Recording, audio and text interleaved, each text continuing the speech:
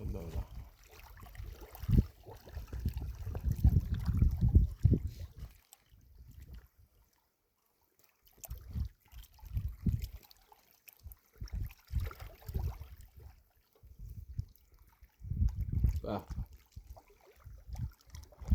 یه چیزهایی داره دیده میشه.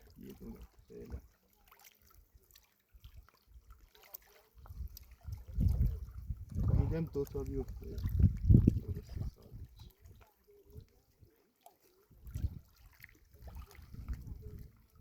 ای جان.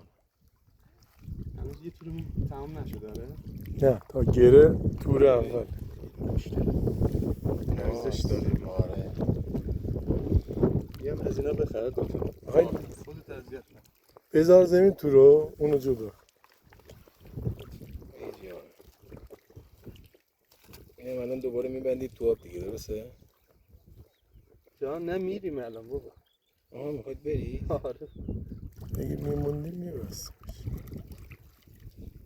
درست است همونجا.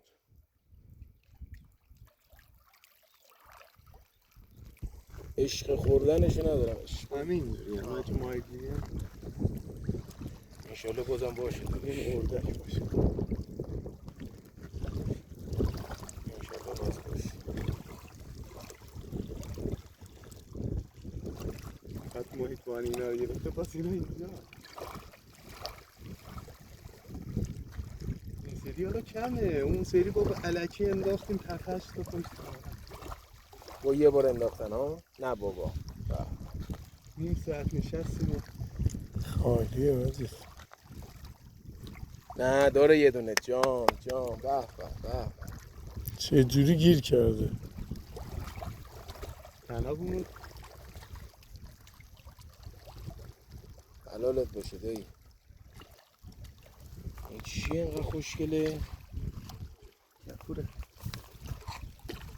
جان بازم مونده تو رسون انشالله بازم باشه قدم شما واسه ما خوب باشه میگیری بابا. بگیرم هست ماهی هست فقط اینا عجله دارن اینا انقدر سرسده کردن تو تور ما